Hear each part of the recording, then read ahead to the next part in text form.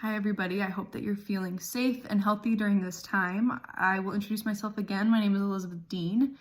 And to jump right into the discussion for this week, our prompt was, how does the theory of translanguaging help us to understand the authentic language practices of emergent bilinguals and multilingual learners? And how does this perspective change or confirm our own perspectives or experiences? To me, the readings this week were extremely interesting. I don't have a ton of knowledge when it comes to literacy or biliteracy. I haven't read a lot on the topics. So it's been really great for me to kind of dive into that and see how I can apply that to my own students and the people that I teach in the future. The first thing that was really helpful was the article, The Translanguaging Turn and Its Impact, that helped me figure out that translanguaging and code switching are two different things. Because when I first read over the discussion prompt, I just figured that that's what they were talking about. But it actually says in the article that translanguaging differs from the notion of code switching in that it refers not simply to a shift or a shuttle between two languages, but to the speaker's construction and use of original and complex and related practices. I really enjoyed that. That was good for me to understand. So moving forward, I know that they're not the same thing. I also really liked just the general definition that was given in this article. It says that translanguaging is referred to a pedagogical practice where students are asked to alternate languages for the purposes of receptive or productive use.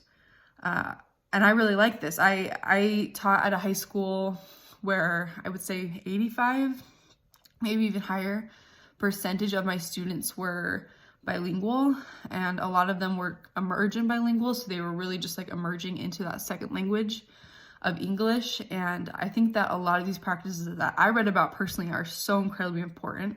I taught Spanish, and so a lot of the kids that took my Spanish 1 and Spanish 2 classes were Spanish speakers. And so it's kind of tricky for me, but a lot of them still had a lot of learning to do when it came to writing and even reading in Spanish. So I think if we can really help them to develop both languages, that's so incredibly important. And students that are in our schools shouldn't just be learning in English, shouldn't just be reading in English. And that's what I feel like really stood out to me.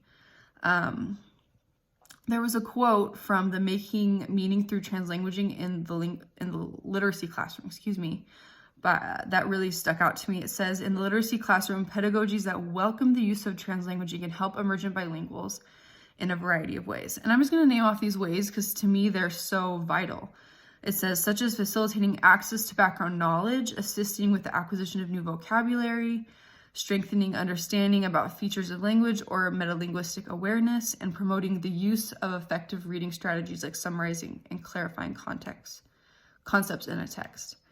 And that to me is so important. You know, these students have this incredible skill to be biliterate and bilingual, and we as educators should really help them thrive in that, I believe.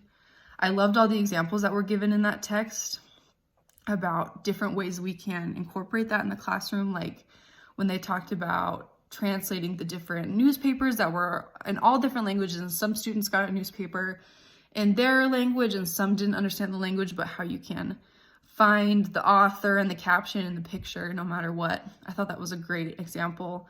I loved when they talked about different ways to incorporate translanguaging and summarizing book reports, and how you could draw pictures and create captions for those as well. And I was kind of kicking myself while I was reading this because there were so many really cool and fun activities I could have done in my classroom that I look forward to doing in the future with my future classrooms, because I truly believe as I got to know those students and I saw how important their multiple languages were to them, they shouldn't ever have to give up their native tongue. And how important that is for their growth and development and understanding of the curriculum.